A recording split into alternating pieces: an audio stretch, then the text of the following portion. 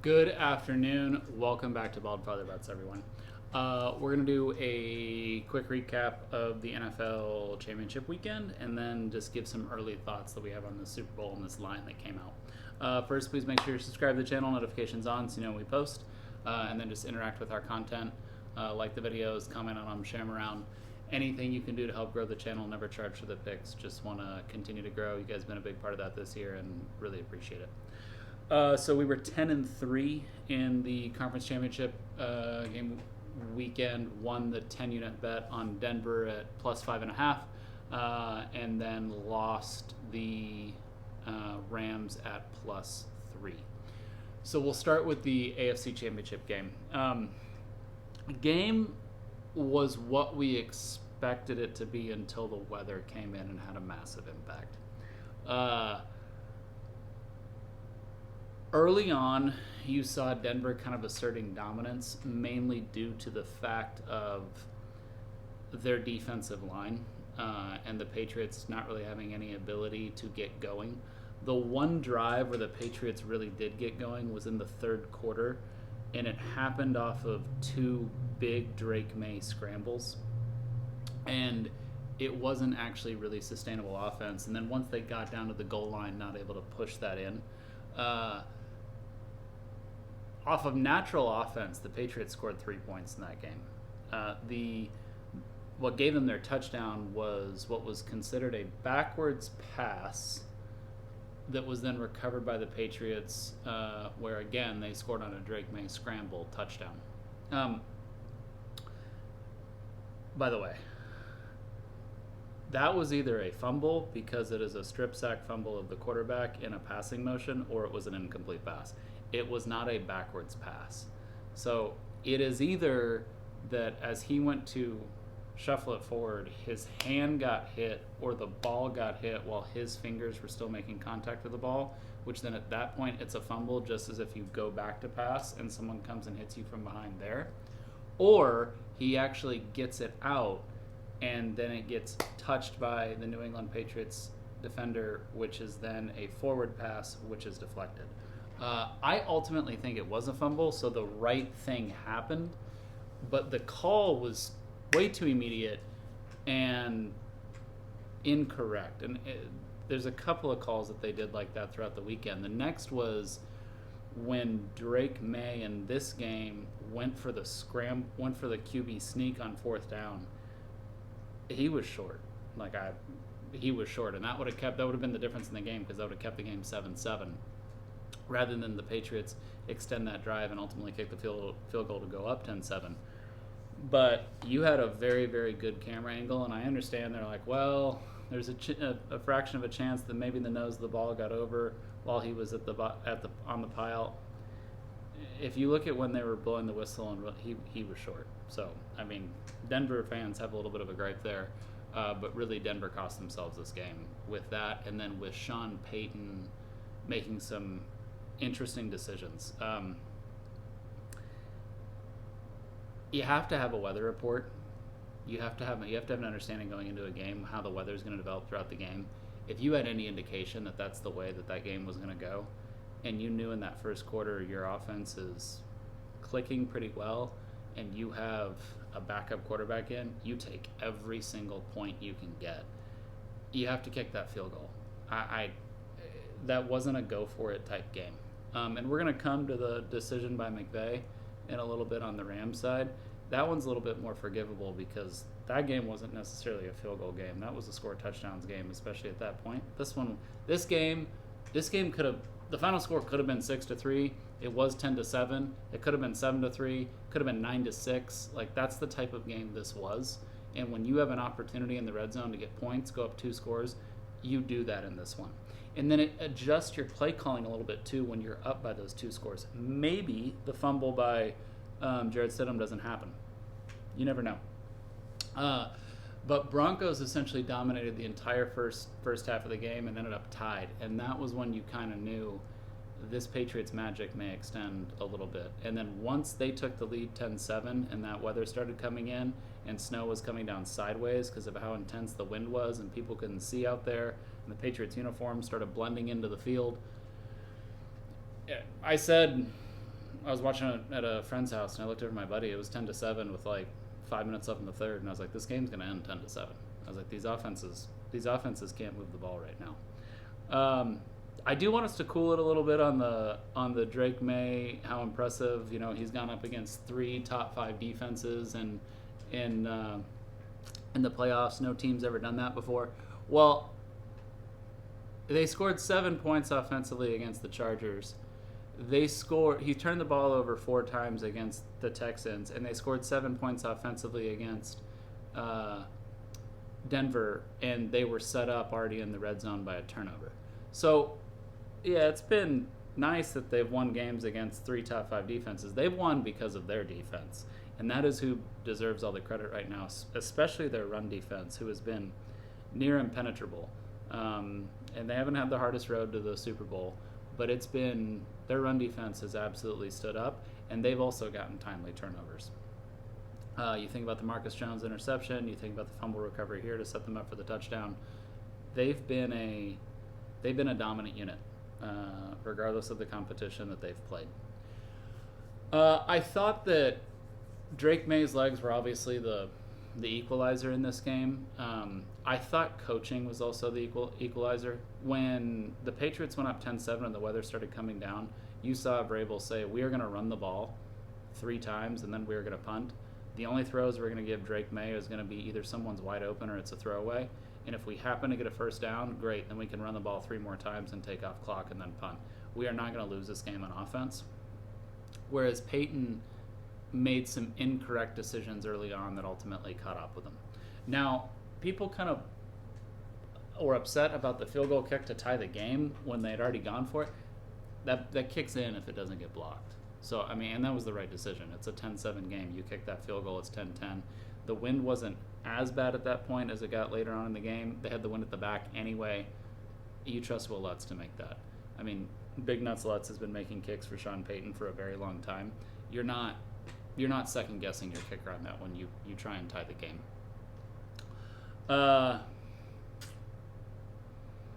We're gonna come to the Patriots in a little bit when we talk about the early Super Bowl thoughts, but all in all, one of the worst teams to make the Super Bowl in the modern era, for sure.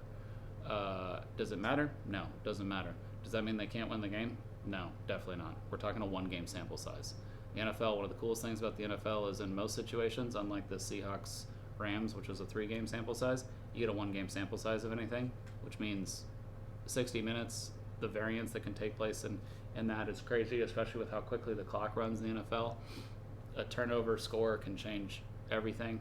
Doesn't mean they can't win, but definitely one of the weaker teams to make the Super Bowl in the modern era. Right, then the second game, as I told you guys, so we lost this one, but it didn't matter, man. That game was unbelievable. Rams Seahawks delivered an complete classic. 2 best teams in the NFL. Ultimately, what did it in for the Rams was special teams. Funny because they fired their special teams coordinator halfway through the season because of how bad of a unit it was. Had a punt returner out there. He muffed it once, got it back, muffed it twice, didn't get that one back. Touchdown. Seahawks that put them up 2 scores, and the Rams were never able to take a lead after that. Thought both quarterbacks played very well. Thought the defenses actually played well, especially defensive line in passing situations. I thought the Rams' defensive line actually played better than the Seahawks, which was interesting. Seahawks, for being such a zone-heavy defense, made a very interesting call to bring out a lot of man, and they were getting torched on those quick touchdown drives by the Rams. It was 100% due to man coverage play from the Seahawks, and they had 0 chance to cover Devontae Adams and Puka and those tight ends and everything like that. And in that last drive, the Seahawks went back to a zone, and it cost them early because the Rams just kind of moved down to the field, but once they got into the red zone, that zone ultimately helped them lock that down. Now, it's a man-to-man play in the back of the end zone, but you still had a zone coverage. Devon Witherspoon's phenomenal. I thought Sam Darnold played as good of a game as you could ask from someone in that situation. Now, their running game was working for them, and the concern here in the Super Bowl, the only concern for them is If the running game doesn't work for them and then you ask the same out of Sam Darnold, do you get the same performance? He doesn't really give you any indication that he wouldn't, but you still never know. So let's talk a little bit about the coaching, because I think everyone who's followed this channel for a while knows that I am a Sean McVay ball gargler.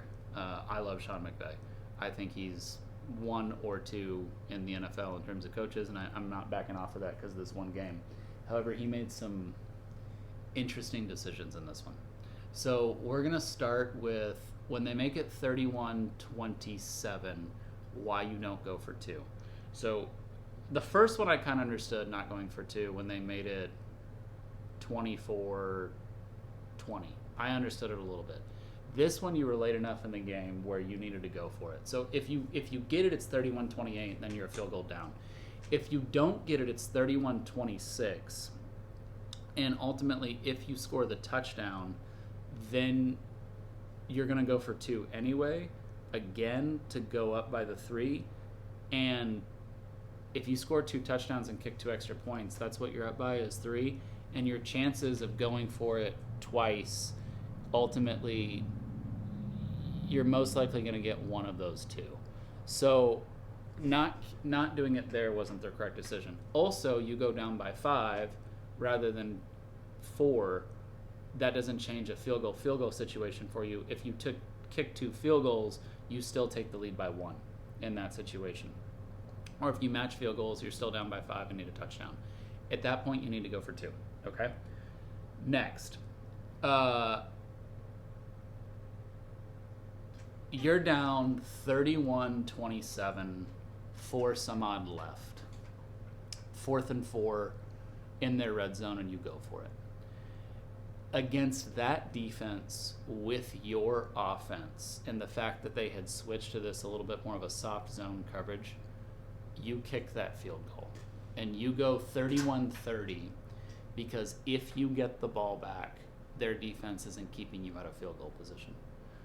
Not with how your offense was clicking, because either they're going to have to press and they're going to have to come back with man, which means you're going to burn them and you're probably going to get a touchdown. Or they're going to go zone again, because that's what had been working for them. And once they do that, you're getting into field goal range. So either way, you need the stop on defense. If you kick the field goal, then you're essentially guaranteeing yourself that you're going to get another chance with a field goal to win, rather than have to go touchdown to win. So again, the correct decision there is field goal, stop, and then with an opportunity to get a field goal. So then that incorrect decision there. Then when Seattle has the ball, everyone's upset with the refs for not having a better review on the Cooper Kupp first down play. That's not on the refs. When that wasn't the conversation that McVay was having with the refs. He immediately calls a timeout as soon as that play happens. So then if he wants to go to challenge it and he loses, it's going to cost him another timeout. Throw the challenge flag right away if you're going to call a timeout anyway. Because either you challenge it and they reverse it and it's 4th and inches and you get what you want, or you challenge it and it costs you the timeout, which stops the clock, which is what you needed in the first place. That was the problem. That actually, out of any of the moves he made, for someone who's so smart and who's been a head coach for so long and been involved in football for so long, I can't believe he made that decision. You throw the challenge flag, it's an automatic timeout for you anyway, or you get the challenge to go your way and you get the reverse and it's 4th and inches. I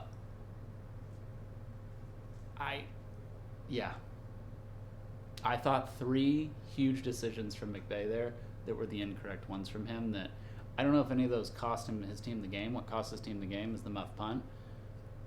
You make them all correct, and maybe you have a better shot to win that one. But all in all, one of the best games of the season, best game of the playoffs. Those 2 teams are so good. Those 2 teams are phenomenal. Okay, so that was 10-3 for us on the weekend. Positive. Nothing's going to, unfortunately, get back wild card weekend for us, but positive. Okay, so early thoughts on the Super Bowl. Line seems to be settling right around 4.5. You had 3.5, you had 4.5, you had 5, you even had a 5.5. last night. We're kind of coming in around 4.5 now. This is how far Super Bowl lines have come. So Seattle is considered the 7th best team all time by DVOA. The Patriots are one of the weakest teams to make the Super Bowl in recent memory. Line is 4.5. When the Patriots went to the Super Bowl in 2001 and played the Rams, who are not the greatest show on turf, who that team is not considered in the same realm as the Seahawks this year, line was 14. That's how sharp, that's how much tighter these lines have gotten over time. Underdogs on a big run, ATS right now in the Super Bowl, 13-4 over their last 17 with a lot of outright wins. There's most likely going to be sharp action on the Patriots. Circa took a $1.1 million bet at plus 188 on the money line. I don't know whether or not that's sharp. I haven't had enough information on it. But you're already starting to see some pretty large size bets, especially when there was 5s and 5.5s available on the Patriots. I expect it to be a sharp pros versus Joes game. I expect most of people sitting on their couch making $25, $50, $100 bets pretty much all to be on the Seahawks on this one. I would imagine the Joe's money line bets, though, will be on the Patriots because they're going to see the plus 195s, plus 185s, plus 190s and take it. I think on the spread, most of your sharp action is probably going to come in on the Patriots. That doesn't mean it's right because, like I just said, 2001, that spread's 14 points. This one's 4.5, and you have a bigger gap here between these two teams than you had in then. Patriots EPA right now, so they're offensively, they are where the Jets were during the regular season. The Patriots have played horrendous in the playoffs offensively. They're winning due to defense. Could you have a perfect marriage here of Sam Darnold shits his pants and the Patriots come out on fire defensively, get enough turnovers and win this game? Drake May uses enough of his legs to have a couple of crucial drives like he's had in this playoffs so far, and somehow the Patriots win this game? Absolutely. If Sam Darnold plays the way he played last night in the Super Bowl, Seahawks aren't losing this game, and the Seahawks aren't. They're going to cover too. You're asking for a lot, though, when you take a team minus 4.5 in a Super Bowl matchup. The amount of adrenaline that a human being has in the Super Bowl, and then the amount of anxiety that someone potentially at quarterback has, all leads to why these underdogs have done so well in Super Bowls recently. You also have situations where, like the Bengals when they covered the 4.5 against the Rams but didn't win outright, Odell Beckham Jr. goes down in the first half, right? Rams were on their way to covering that. Odell Beckham Jr. was on his way to being a Super Bowl MVP if he doesn't go down. Then you come out of halftime and the refs miss an offensive pass interference on T. Higgins against Jalen Ramsey, and it's a touchdown, and then all of a sudden Bengals are in business. You never know in a 60-minute game how that can go, which is why you see these sharp players like to take the points more, especially as you get later on in the playoffs and in these Super Bowl matchups. So, I mean, early thoughts are on paper this is an absolute mismatch, and you're looking at one of the best teams of all time, top 10, going up against maybe the weakest team to make the Super Bowl since, I don't know, 2000 Giants, 2001 Patriots. I really don't know, honestly. This is a very, very weak team to make the Super Bowl, and their path to it has been quite easy. But we're talking 9-0 on the road, never been done before in the NFL. Beat 3 top 5 defenses, never been done before in the NFL in the playoffs. If they win this one, they will have beaten 4. The Patriots keep defying logic at all ends, and Vrabel's a very good coach, and he's a very good motivator. So it'll be interesting to see end up kind of how we go on this one. A lot of more monitoring to do. I'll have a more in-depth preview that I come out with probably later this week, into next week, and ultimately we'll make our pick. Thank you guys, appreciate you. I hope everyone's staying warm. Enjoy the week, enjoy Monday. First weekend without football coming up. It's very sad, I know. Girlfriends and wives are rejoicing everywhere, but it's very sad for us. But we still have the Super Bowl left. Don't cry because it's over. Be happy that it happened. Appreciate you guys. Enjoy the rest of your day. And we'll get back at you again later this week.